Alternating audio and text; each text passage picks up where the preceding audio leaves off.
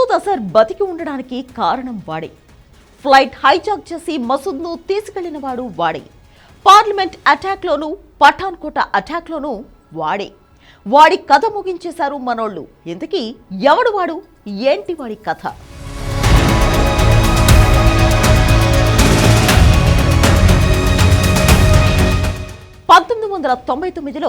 IC-814 Indian airlines flight ను hijack చేశారు. కాఠ్మండూ నుంచి ఢిల్లీ బయలుదేరిన ఫ్లైట్ ను హైజాక్ చేసి దారి మళ్లించి ఆఫ్ఘనిస్తాన్లోని కాందహార్లో ల్యాండ్ చేయించారు. అప్పటికే అరెస్ట్ అయి జైల్లో ఉన్న మసూద్ అజర్ ను మరో నలుగురిని విడిచిపెట్టాలని డిమాండ్ చేశారు. చివరకు భారత్ అజర్ తో పాటు మరో ముగ్గురిని రిలీజ్ చేసింది. అలా వెళ్లిన మసూద్ అజర్ అప్పటి నుంచి ఇప్పటి వరకు పదే పదే భారత్ పై రకరకాలుగా దాడి చేస్తూనే ఉన్నాడు. ఆ రోజు మసూద్ ను తీసుకెళ్లిన వాడు, ఫ్లైట్ హైజాక్ చేసిన వాడు అబ్దుల్ రవూఫ్ అజర్, మసూద్ అజర్ కు తమ్ముడు.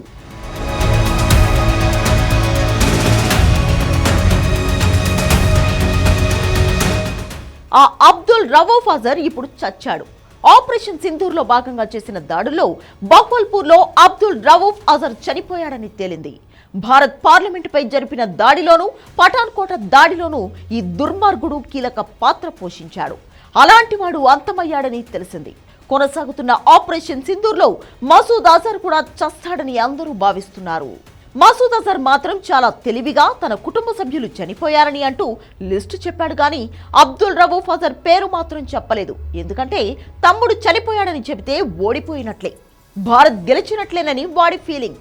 అందుకే దాని గురించి మాత్రం మాట్లాడలేదు. మన రా డిపార్ట్మెంట్ మాత్రం ఎవరెవరు చనిపోయారనేది ఆరా తీసి అందులో అబ్దుల్ రవూఫ్ అజర్ ఉన్నాడని తేల్చింది. ఇక మిగిలింది మాత్రం మసూద్ అజర్ ఒక్కడే.